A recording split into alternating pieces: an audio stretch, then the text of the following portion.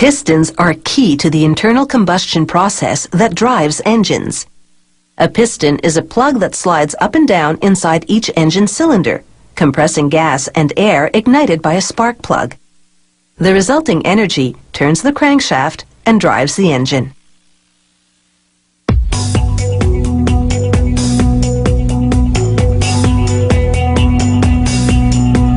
This company makes 9,000 different types of pistons for everything from dirt bikes to car engines.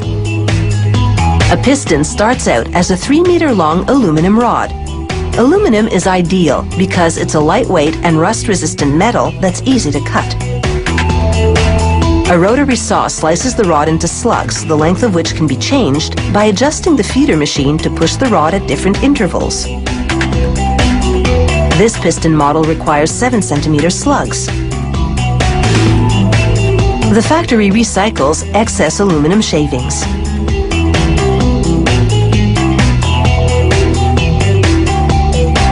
The punch, press, and die are preheated to 426 degrees Celsius, the temperature required to forge the slugs. The slugs are brought to the same temperature in an oven.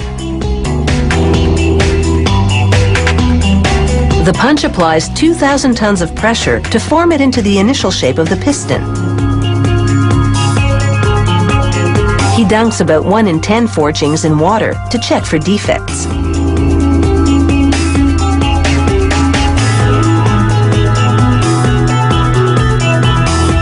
To make forging easier, they pre-lube the slugs before heating them. That's why the slug flames up when struck by the press. It only takes 2 seconds for the press to do its job, but the forgings are so hot they need at least an hour to cool before the next step. Workers heat the forgings twice more, the first time at very high heat to strengthen the metal, the second time at a lower heat to stabilize it.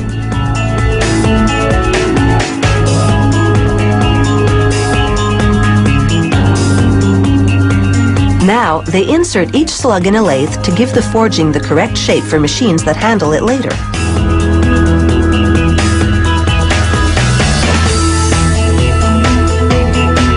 These small holes allow oil to flow through to lubricate the piston when it's in use. Another lathe reduces the diameter by 3 millimeters. The same machine then cuts 3 grooves, 2 for compression rings and another for an oil control ring. These rings help the piston glide and enable it to provide an airtight seal. This hole is for the wrist pin that will attach the piston to a connecting rod. A milling machine then shaves off up to 2 centimeters of metal from 2 sides of the piston to reduce the overall weight. The white liquid is lubricant to cool the area during cutting.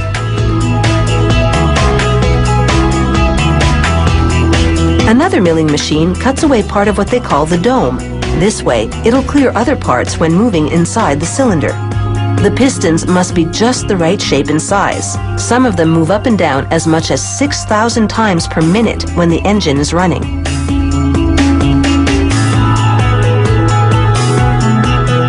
Next, a lathe shaves a hair width more of the metal from the outside. This cut enables the piston to expand slightly when heat builds up inside the cylinder.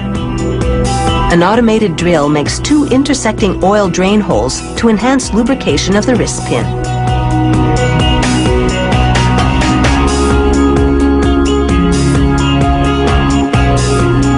Another machine now engraves model and production data.